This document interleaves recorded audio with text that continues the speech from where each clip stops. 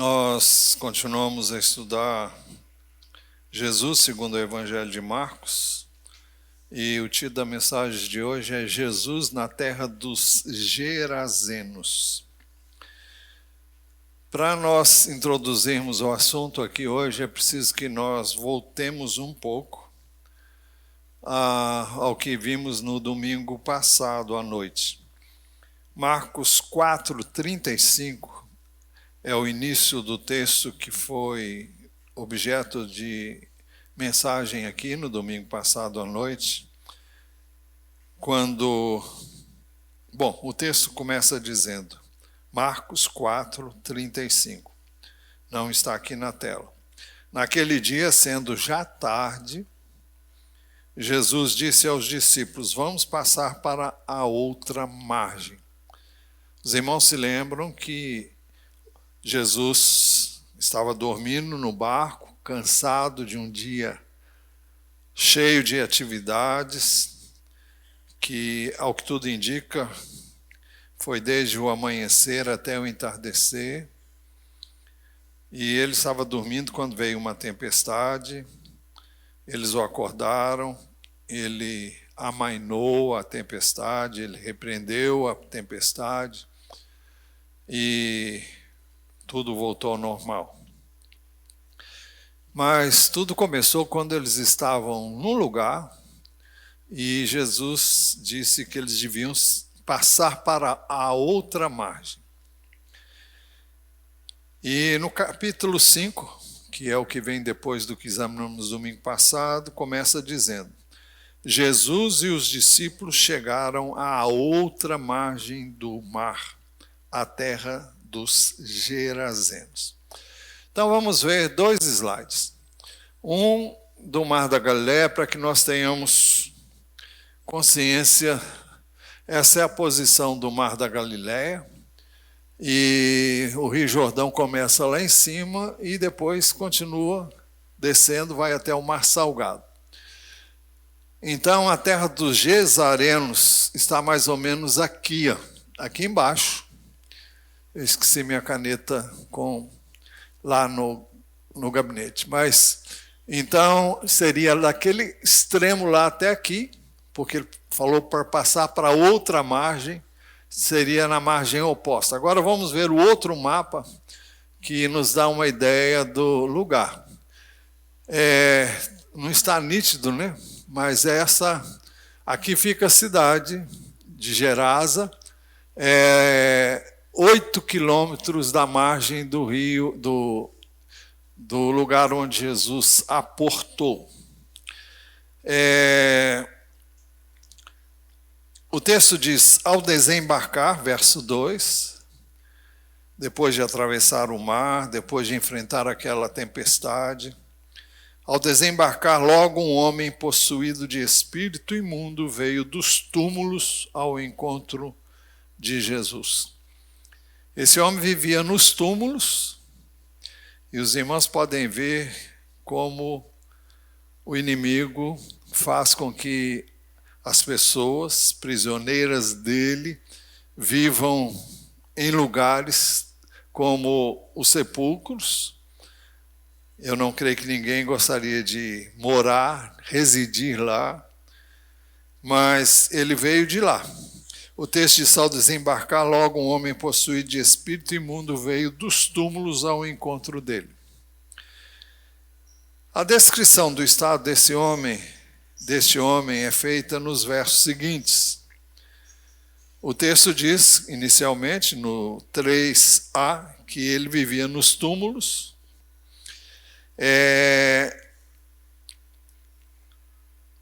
Já falamos sobre isso. E continuando no verso 3, diz ainda assim, 3 e também o 4.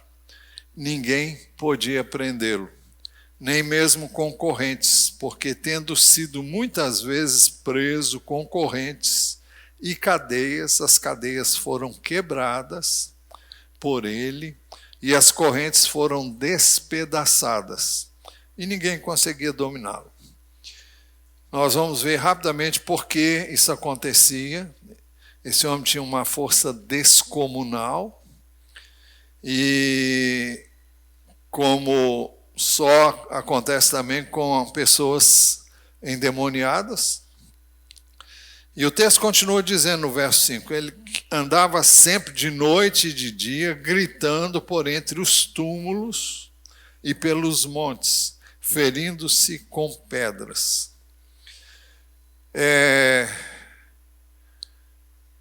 Já dissemos muitas vezes aquilo que Jesus disse, que o ladrão vem somente para roubar, matar e destruir.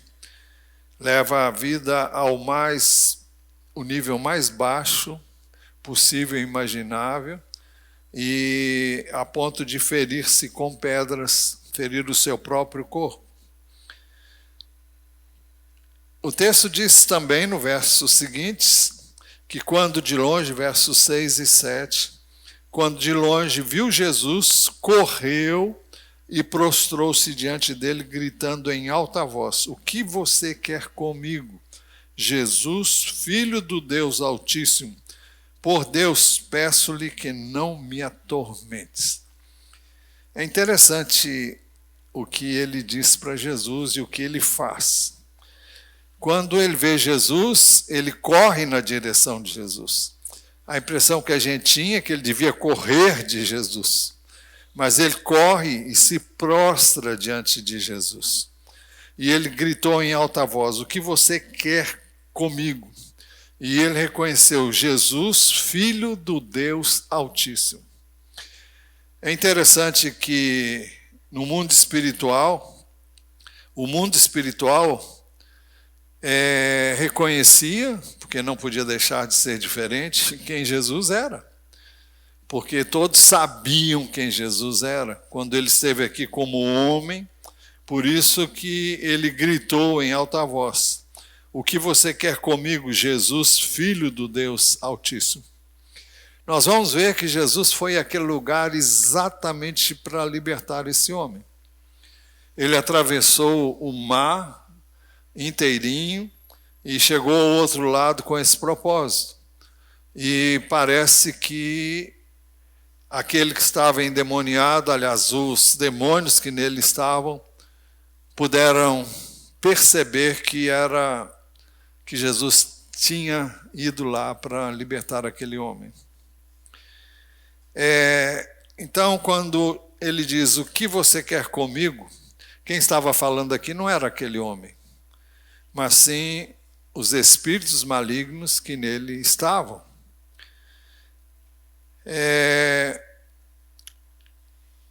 Por que um demônio, ou muitos demônios, possuem alguém? Jesus diz como isso acontece. João 10, de 1 a 3.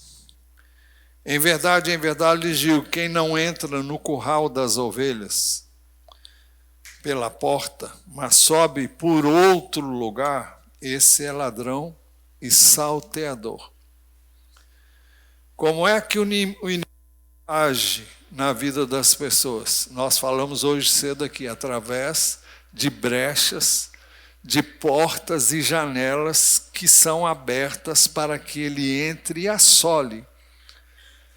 E essas portas são nada mais, nada menos do que a prática do pecado. E Jesus diz depois: aquele, porém, que entra pela porta, esse é pastor das ovelhas. O que dá direito ao inimigo de agir e operar na vida até o ponto de possuir a vida de uma pessoa é justamente o pecado. Principalmente a imoralidade, principalmente a ira, ressentimentos, mágoas. Esses são os principais pecados que tem ainda a idolatria. A idolatria faz com que a pessoa chegue ao ponto de... a Bíblia diz, é muito claro no Novo Testamento, o apóstolo Paulo diz que há um demônio atrás de cada ídolo, não é? Eu não separei esse texto, mas eu acho que eu vou achar, 1 Coríntios capítulo 8.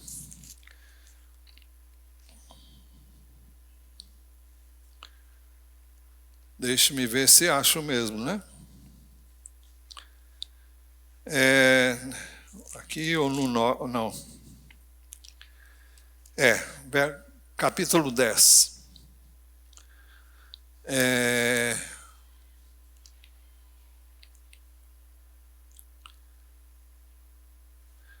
Capítulo 10, versículo 14.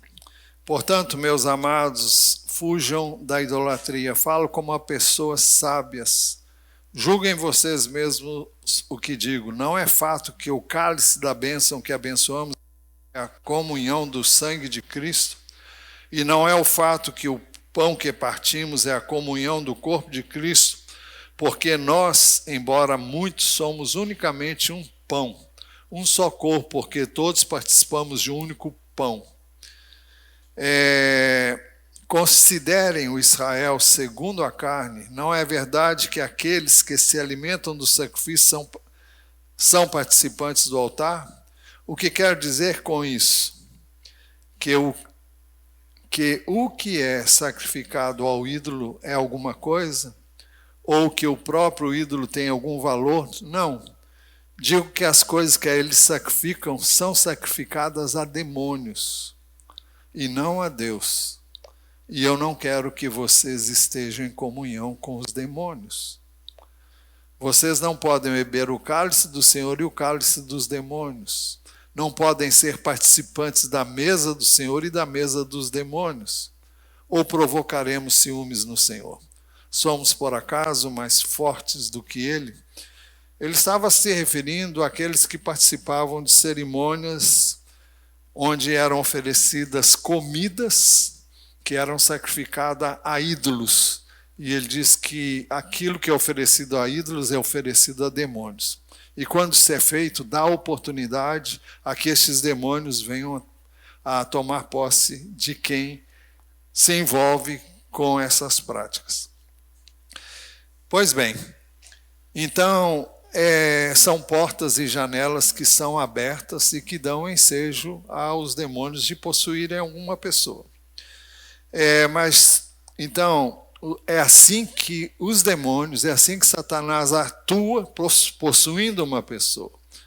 Jesus não invade ninguém. Jesus só entra na nossa vida quando convidado, quando recebido, quando crido, quando desejado. Essa é a maneira de Deus agir na pessoa do Pai, do Filho e do Espírito Santo. Ele não violenta, ele não viola uma coisa que chama livre-arbítrio. Ele respeita, como nós vamos ver ainda nesse texto, a decisão que cada um faz com relação à sua própria vida. E Jesus, quando veio ao mundo, ele veio como homem, nasceu homem.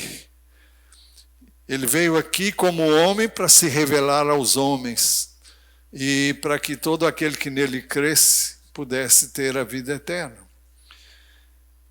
Por isso que ele diz, aquele porém que entra pela porta, esse é o pastor das ovelhas. Para este o porteiro abre, as ovelhas ouvem a sua voz, ele chama as suas próprias ovelhas pelo nome e as conduz para fora. A figura aqui é de conduzir aqueles que creem do mundo para o reino de Deus. O apóstolo Paulo, escrevendo aos Colossenses, ele diz assim, ele nos libertou do poder das trevas e nos transportou para o reino do seu Filho amado, em quem temos a redenção, a remissão dos pecados. Então, Jesus veio justamente para nos tirar, para tirar as ovelhas dele que estavam escravizadas pelo pecado, que estavam presas, agrilhoadas ao mal e ao maligno. Ele veio para trazer libertação aos cativos.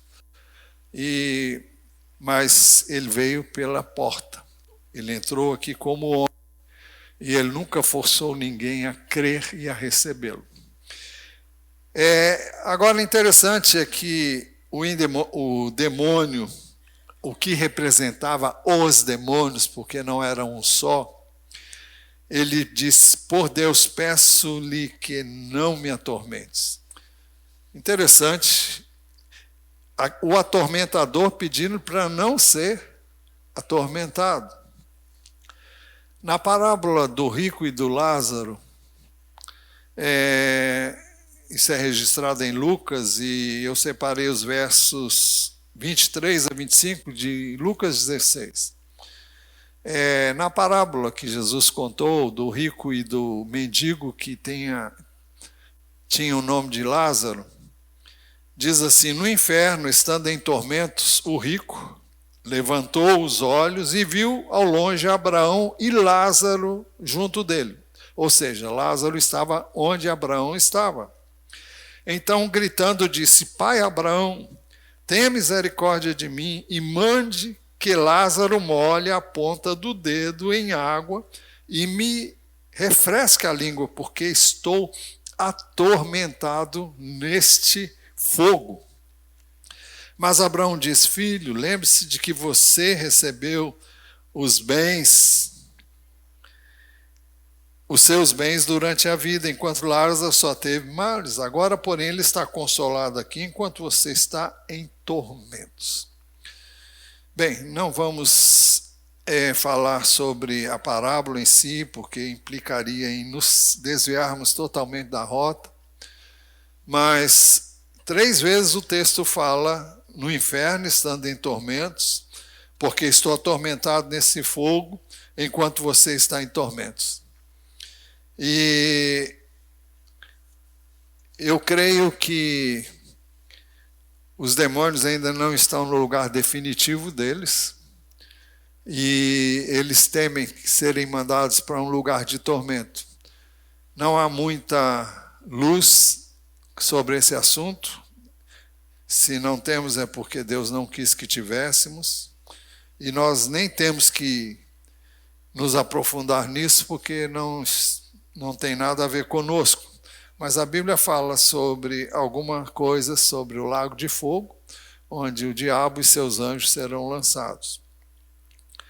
Mas o receio, então, dos demônios é que eles fossem mandados para um lugar de tormento.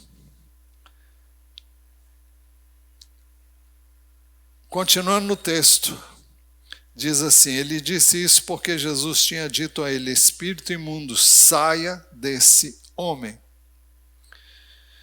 Se ele saísse, ele iria para algum lugar, porque Jesus tinha poder para fazer isso. Então Jesus lhe perguntou: qual é o seu nome? Porque ele pediu para não ir para um lugar de tormento. Qual é o seu nome? Ele respondeu: Legião é o meu nome, porque somos muitos. Então seria o caso de perguntarmos: o que é uma legião? Quantos compõem uma legião? No meu tempo de seminário, eu fui informado que eram 6.000 soldados. Pesquisando na internet, tem quem diz de 3 a 6.000 soldados compunham uma legião romana de soldados comandados por uma liderança que tinha sublideranças. E o fato é que, quando diz que era uma legião, é porque eram muitos demônios mesmo, como nós vamos ver. O representante da legião de demônios ainda pediu a Jesus, o texto diz, com insistência, que não os mandasse para fora do país. É o caso de perguntar: por que ele pediu isso?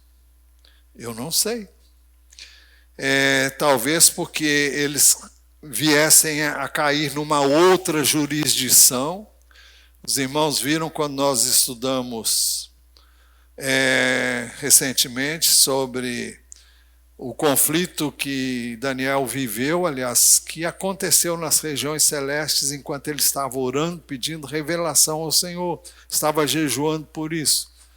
E Miguel veio e falou que ele tinha que lutar com o príncipe da Grécia e depois com o da Pérsia. Eu não sei se a ordem é nessa ordem mesmo ou é o contrário. Mas o fato que são principados e potestades que dominam sobre determinadas regiões. Então, pediu que não fosse mandado para outro lugar. Não sei, não tem como saber, pelo menos na Bíblia, não. E eu não quero outra fonte a não ser a Bíblia, né? Então ele pediu que, com insistência, que não os mandasse para fora do país. O texto continua dizendo, verso 11, ora, uma grande manada de porcos estava pastando ali pelo monte. E os versículos 12 e 13 dizem assim, e os espíritos imundos pediram a Jesus, mande-nos para os porcos, para que entremos neles. E Jesus o permitiu. Então, diz o verso 13 na segunda parte, então saindo os espíritos imundos, entraram nos porcos, e a manada, que era cerca de 2.000, precipitou-se despenhadeiro abaixo, para dentro do mar, onde se afogaram. Seria o caso de perguntar por que Jesus permitiu que aqueles demônios entrassem nos porcos. Se os porcos seriam destruídos, seriam mortos logo depois, e o que a gente pergunta é para onde foram esses demônios? Não sei, não tenho resposta. Agora, por que Jesus teria permitido? Provavelmente para que todos soubessem que eram muitos os demônios que possuíam aquele homem. 2.000 porcos morreram afogados, e no mínimo um demônio para cada porco.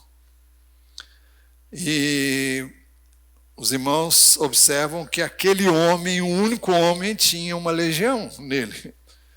Eu não sei quantos mais entraram nos porcos e os levaram à destruição. Mais uma vez, nós vemos aquilo que Jesus disse: o ladrão vem somente para roubar, matar e destruir. É o que ele sabe fazer.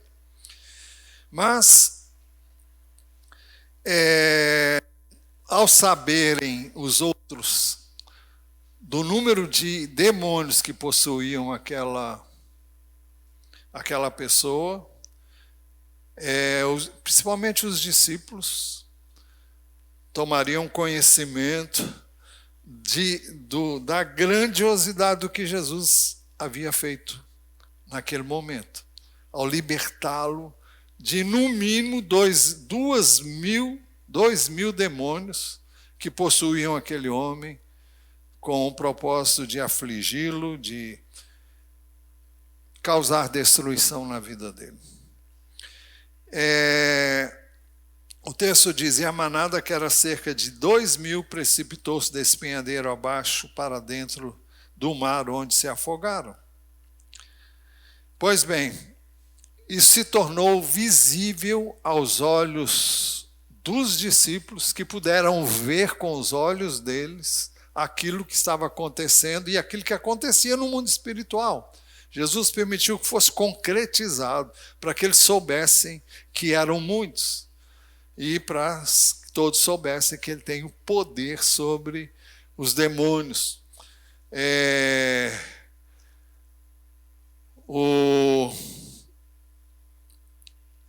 Lá em Colossenses, capítulo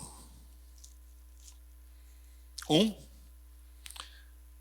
depois de dizer que ele nos libertou do poder das trevas e nos transportou para o reino do seu Filho amado, em quem temos a redenção, a remissão dos pecados, diz também... eu vou ter que ir lá.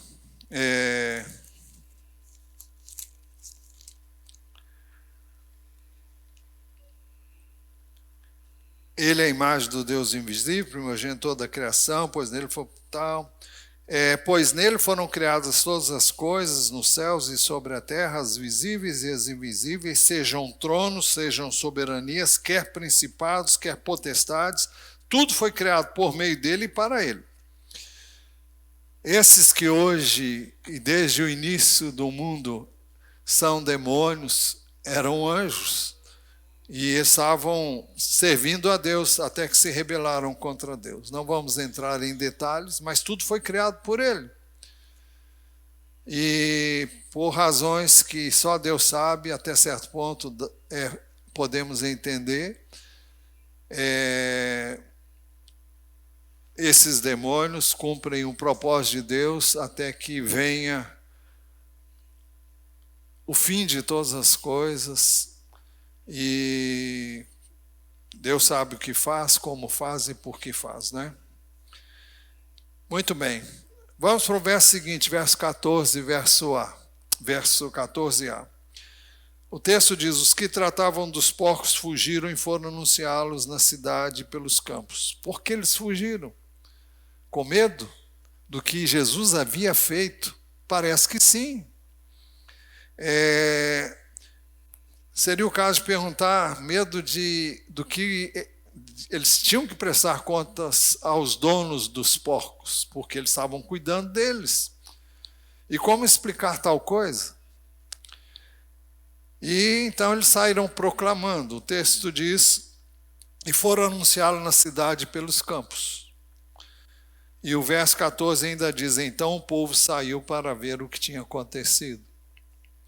Aproximando-se de Jesus, viram o endemoniado, o que antes estava dominado pela legião, assentado, vestido em perfeito juízo, e temeram.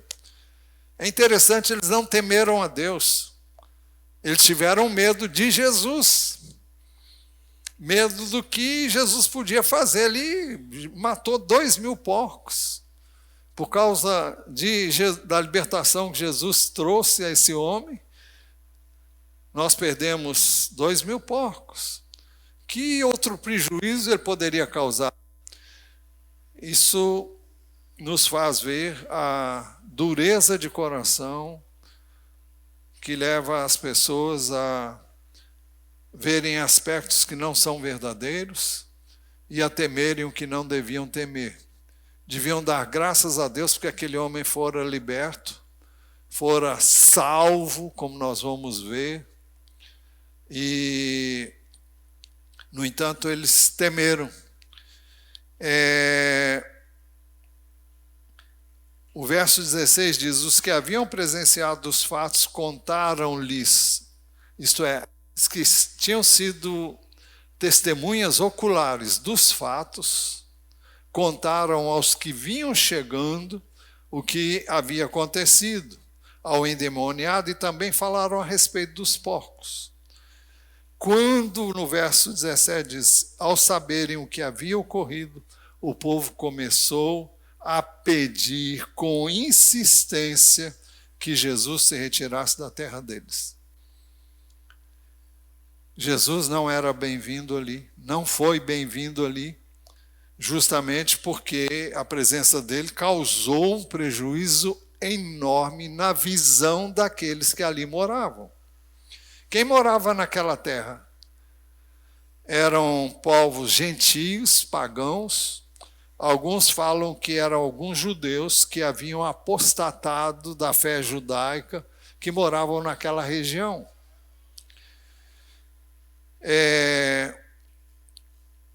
Então eles pediram com insistência. Ao saberem o que havia ocorrido, o povo começou a pedir com insistência que Jesus se retirasse da terra deles. Para aquele povo, Jesus era um homem perigoso. Eles não estavam nem aí, estavam achando normal aquele endemoniado se arrebentar todinho e ficar como louco, e talvez na mente deles. Agora o homem estava em sã consciência, estava livre, e eles queriam que Jesus saísse da terra deles.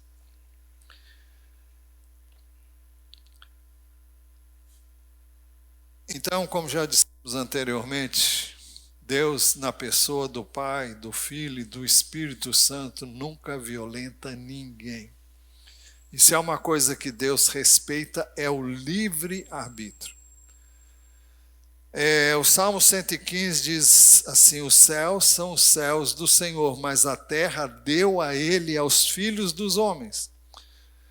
É por isso que quando Jesus nos ensinou a orar, Ele nos ensinou a orar assim: Pai nosso que estás no céu, santificado seja o teu nome, venha o teu reino, seja feita a tua vontade, assim na terra como no céu.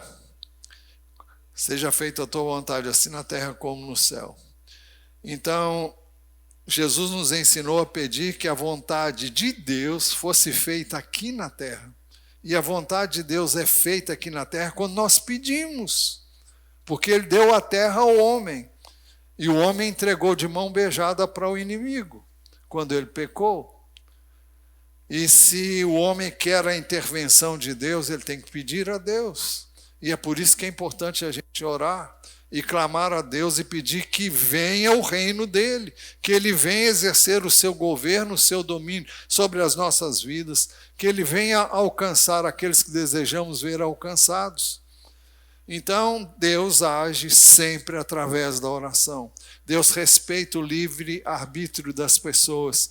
E aqueles homens daquela cidade, e podemos incluir aí homens e mulheres, não há menção específica de sexo aqui, mas o fato é que rejeitaram a Jesus e pediram que ele se retirasse da terra deles. E o que Jesus fez? Tentou justificar, tentou explicar-se? Não, tirou o time logo. Ele entrou no barco e foi embora. O texto diz, começaram a pedir com insistência que Jesus se retirasse da terra deles. O verso 18. Quando Jesus estava entrando no barco, aquele que antes estava possuído pelos demônios pediu com insistência que Jesus o deixasse ficar com ele. Ele queria andar com Jesus, queria seguir a Jesus, queria estar com Jesus, o que é uma demonstração da obra de Deus na vida desse homem. Jesus não tinha atravessado o mar da Galileia simplesmente para libertar aquele homem, para ele voltar às práticas antigas. Mas ele fora completamente restaurado, transformado, e agora era realmente uma nova pessoa. Então ele pediu que Jesus deixasse que ele o seguisse. Jesus, porém, não permitiu. É interessante que Jesus não permitiu. Jesus permitiu que aqueles demônios fossem para os porcos, mas não permitiu que aquele homem o seguisse. O texto diz, ao contrário, ordenou-lhe, vá para a sua casa, para os seus parentes, e conte-lhes tudo que o Senhor fez por você e como teve compaixão de você. E nós podemos entender que Jesus estava estabelecendo, estava chamando aquele homem, estava ordenando a ele que ele se constituísse no que nós conhecemos hoje como um missionário. Alguém que deveria ir àquela região que havia rejeitado a Jesus e compartilhar a experiência dele.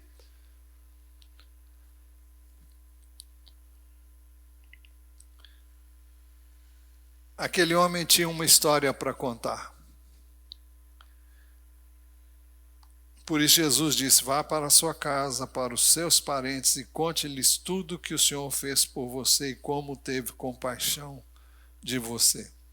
Todos viram a mudança radical na vida daquele homem. Não obstante Jesus ter sido rejeitado ali em Gadara, ele deveria comunicar a sua experiência para todos que pudessem ouvi-lo e a quantos o conheceram antes. Ele tinha muito a dizer. Eu creio que você e eu, nós temos muito a contar. Você também é chamado a ir aos seus e a todos quantos o conheceram antes da mudança à vida em sua vida, como resultado do seu encontro com Jesus. A pergunta que a gente faz é o seguinte: o que foi que aconteceu depois que você teve um encontro com Jesus? E o que é que você fez dessa experiência? Jesus mandou aquele homem: olha, vá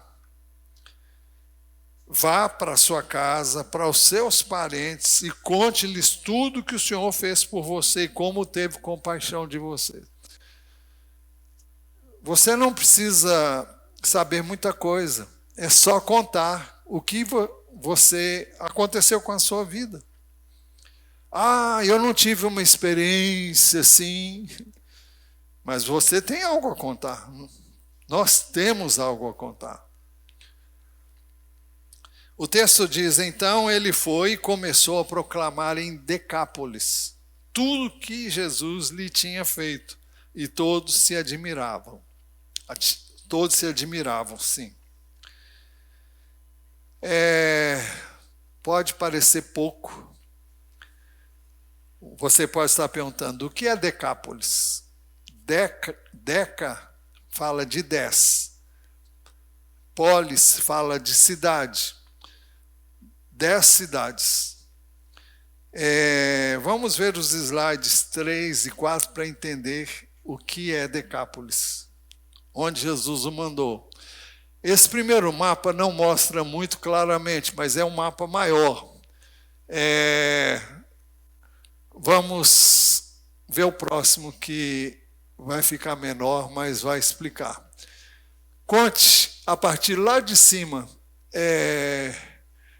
Depois aqui, veja se você não acha 10 cidades aí. Conseguem ver?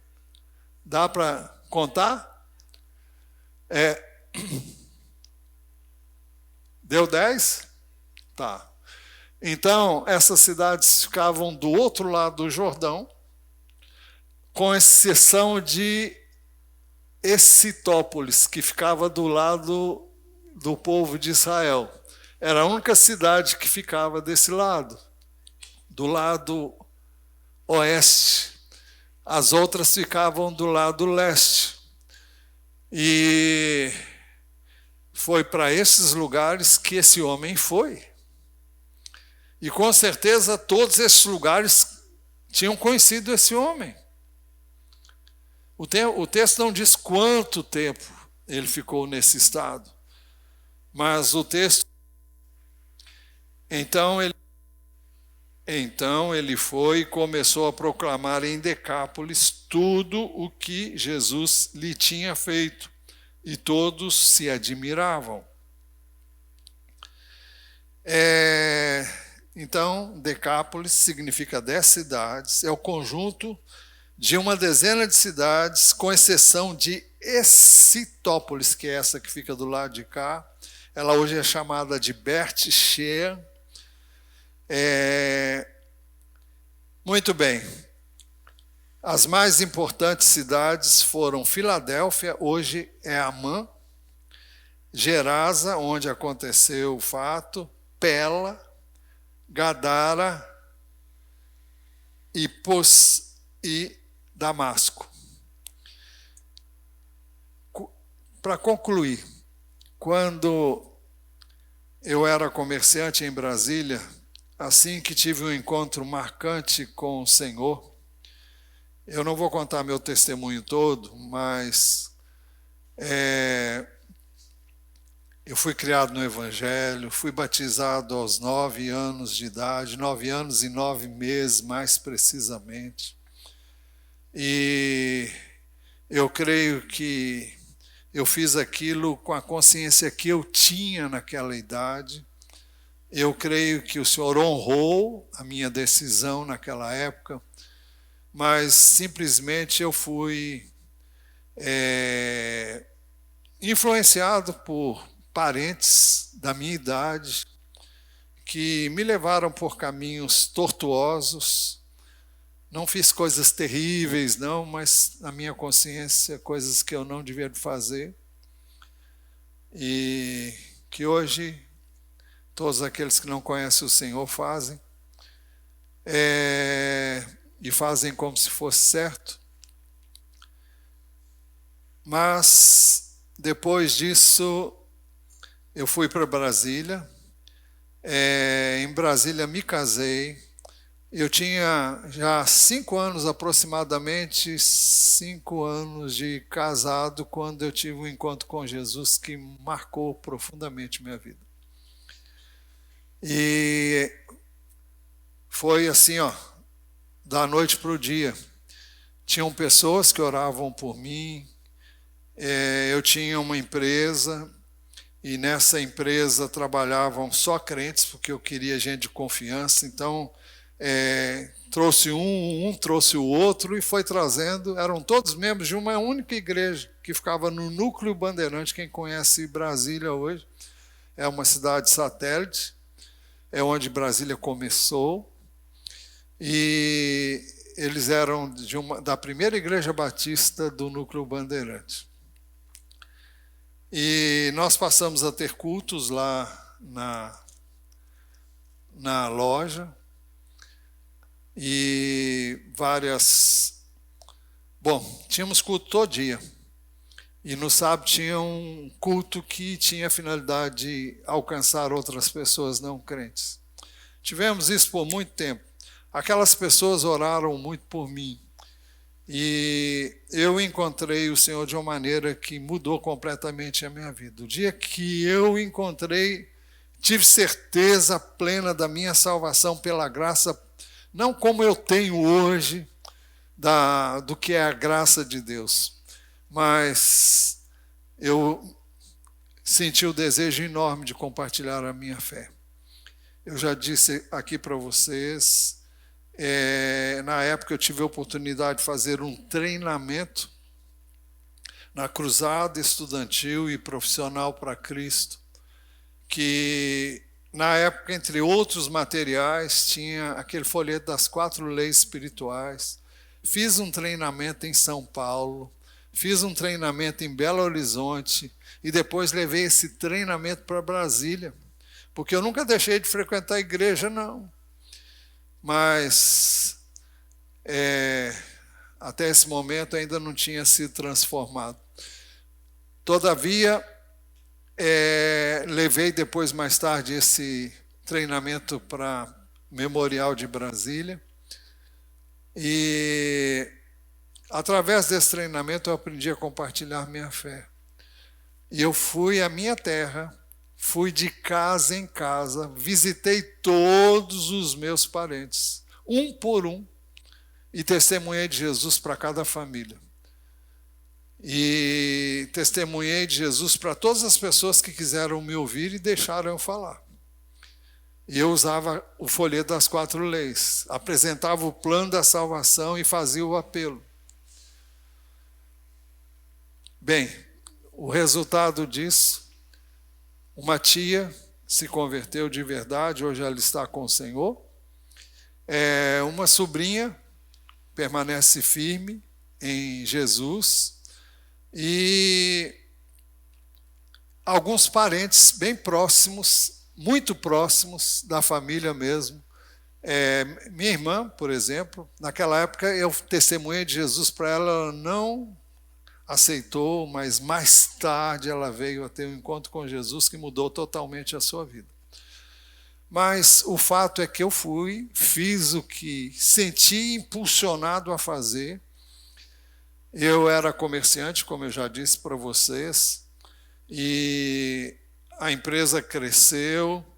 Era uma empresa que tinha atacado, e eu recebia representantes comerciais, e eu recebia vendedores, os mais variados. Eu os levava para a sala, depois de ter feito negócio com eles, eu dizia, agora eu tenho uma coisa para vender para vocês, e não vai custar nada para vocês. Todo mundo me ouvia, achando bom ou ruim, me ouvia.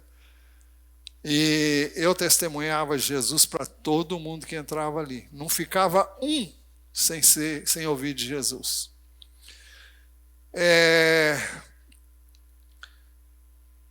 você pode perguntar, mas eu tenho dificuldade de apresentar um plano da salvação. O que Jesus disse para esse homem? Jesus disse para ele o seguinte: vá para a sua casa, para os seus parentes e conte-lhes tudo que o Senhor fez por você e como teve compaixão de você. É isso que eu e você temos que fazer. As coisas, você tem que ir atrás das pessoas, elas não virão aqui. Eu creio que você devia convidar também as pessoas para vir aqui, mas é muito mais difícil elas virem aqui. Agora, eu não sei por que é tão difícil trazer pessoas para vir aqui. Igrejas grandes, talvez porque tem muita coisa para oferecer que nós não temos, de vez em quando trazem pessoas de fora, grupos famosos, e isso atrai pessoas. O fato é que há conversões sempre porque trazem pessoas. Se não houver pessoas, como é que pode se converter? Mas o certo é a gente ir. Jesus atravessou o mar da Galileia. Foi do outro lado para alcançar um homem e libertá-lo de uma legião de demônios. Então, nós temos que sair do nosso conforto, sair da nossa acomodação e testemunhar de Jesus. Agora, você pode ir aonde eu não posso. Você tem uma área de ação que eu não tenho. São as pessoas do seu relacionamento, do seu trabalho, da sua escola. É a esses que você tem a responsabilidade de compartilhar a sua fé. Isso implica em você colocar o pé no chinelo, dobrar o seu joelho e clamar a Deus. Uma das coisas que eu aprendi em todos esses treinamentos é que antes de você falar com alguém de Jesus, você fale com Deus sobre a pessoa com quem você vai falar. Porque se o Senhor não fizer, você não vai poder fazer nada. Mas você deve ir. E deve pedir que Deus faça o que só Ele pode fazer. Eu não posso salvar ninguém, eu não posso transformar a vida de ninguém, mas eu posso levar o Evangelho. E é isso que nós somos chamados a fazer.